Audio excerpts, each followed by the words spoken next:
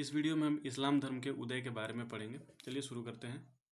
इस्लाम एक इब्राहिमी पंथ है जो प्रेषित परंपरा से निकला एकेश्वरवादी पंथ है। इसकी शुरुआत 7वीं सदी में अरबी प्रायद्वीप के एक देश सऊदी अरब में हुई, मक्का से। इस्लामी परंपरा के अनुसार अल्लाह के जो अंतिम पैगंबर हज़रत मोहम्मद साहब थे, उनके द्वारा इंसानों को पहुंचाई गई या अवतरित की गई किताब कुरान की शिक्षाओं पर आधारित है। इसमें अनेक पुस्तकें, हदीस, सीरत उन नबी, शरीयत ग्रंथ शामिल हैं। बाद में इस्लाम धर्म शिया, सुन्नी, सूफी और अहमदिया समुदाय में बट गया, जो इसके प्रमुख समुदाय हैं। इस्लाम की मजहबी स्थल को मस्जिद कहा जाता है। जैसे हिंदू मंदिरों में पूजा करते हैं, सिख गुरुद्वारे में, तो इस्लाम का मजहबी स्थल मस्जिद है। आगे बात की जाए तो इस्लाम धर्म में एकेश्वरवाद को मान्यता दी गई है, यानी इसमें एक भगवान या एक ईश्वर की मान्यता है। अब इन्हें अरबी भाषा में अल्लाह और फारसी भाषा में खुदा कहा जाता है। यानी अल्लाह जो शब्द है वो अरबी भाषा का है और इन्हें ही फारसी भाषा में खुदा कहा जाता है। पैगंबर मोहम्मद का मानना है कि अल्लाह या खुदा का इमेजिंग नहीं किया जा सकता, मीन्स उनका चित्र नहीं बनाया जा सकता है। इसलिए अल्लाह या खुदा का चित्र भी नहीं बनाया जा सकता। और इस्लाम धर्म में मूर्ति पूजा पूरी तरह से विरोध है। इस्लाम में मूर्ति पूजा नहीं होती है। इस्लाम के 5 स्तंभ हैं। जो भी इस्लाम को मानने वाले लोग हैं वो इन 5 चीज़ों का पालन करते हैं। पहला तौहीद, एक ईश्वर, और कलमा पर विश्वास या एतबार।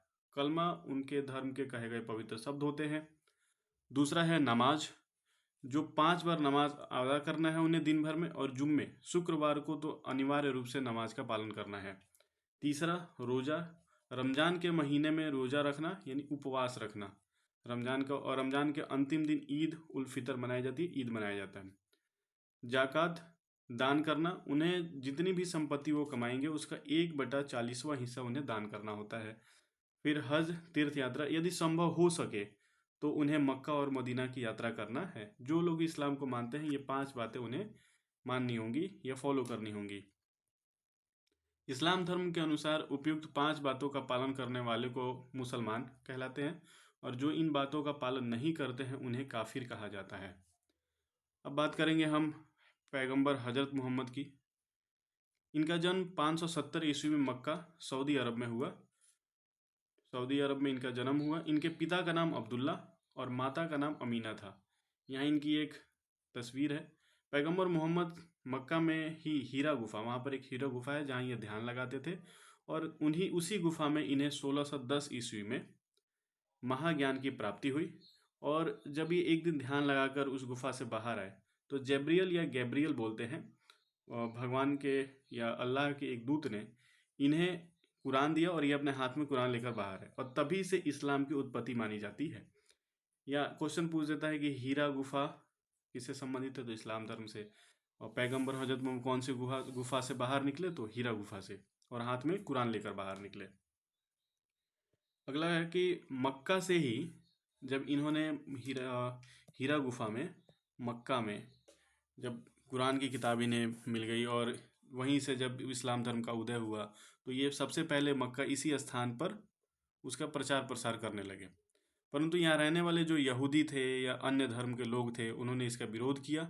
वो नहीं चाहते थे कि कोई अन्य धर्म यहाँ पर उसका प्रचार किया जाए। तो 24 सितंबर 622 ईस्वी को हज़रत मोहम्मद साहब को मक्का छोड़कर यहाँ से मदीना जाना पड़ा। इन्होंने मक्का से कहाँ की यात्रा की, मदीना की। अब इस्लाम धर्म में इस घटना को हिजरात के नाम से जाना जाता है। जब 24 सितंबर 622 को हज़रत मोहम्मद मक्का छोड़कर मदीना गए अपने धर्म का प्रचार प्रसार करने के लिए, तो इस घटना को बोला गया हिजरात। और 622 से ही, इसी साल से इस्लामिक कैलेंडर से हिजरी संवत की शुरुआत मानी जाती है। फिर इनका विवाह 25 वर्ष की आयु में खदीजा नामक विधवा के साथ हुआ।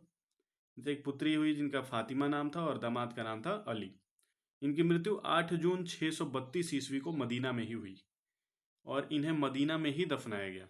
इनकी मृत्यु जो है वो 632 में हुई 8 जून को, और इन्हें मदीना में दफनाया गया। तो इसलिए इस्लाम धर्म में 2 प्रमुख स्थल हो गए, एक तो मक्का जहाँ इस्लाम धर्म का उदय हुआ, और दूसरा मदीना जहाँ हज़रत मोहम्मद साहब को दफनाया गया। 2 प्रमुख तीर्थ स्थल हो गए।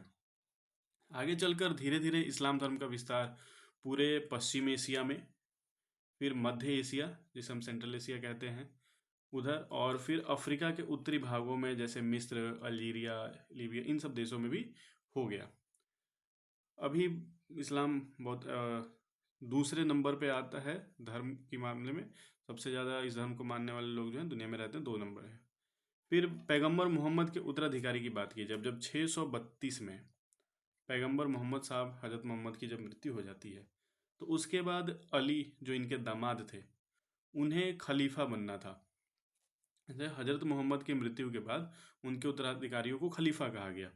जो इस्लाम धर्म के खलीफा कौन होते थे, तो इस्लाम धर्म के राजनीतिक और धार्मिक प्रमुख माने जाते हैं।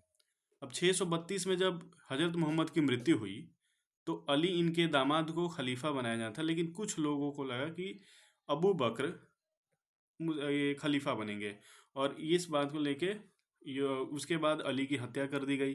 फिर इनके बेटे हुसैन की भी हत्या कर दी गई। तो एक वहीं से 2 मत हो गए अलग अलग, एक सुन्नी और एक शिया।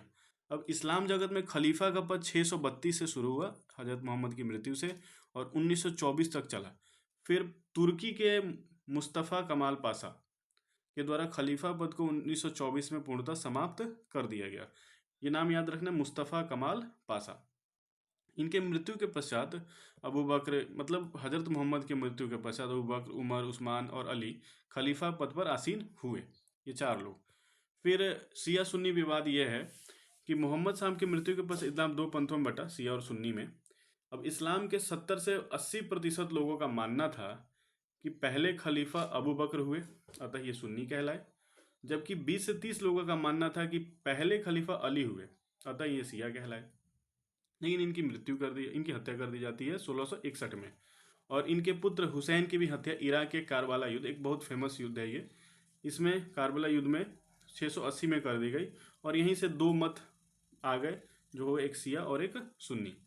मोहम्मद साहब के जन्म के दिन एक पर्व मनाया जाता है जिसे हम ईद ए मिलाद उल नबी पर्व कहते हैं। और इस्लाम धर्म के उदय के बारे में इतना था। Thanks for watching it. Thank you.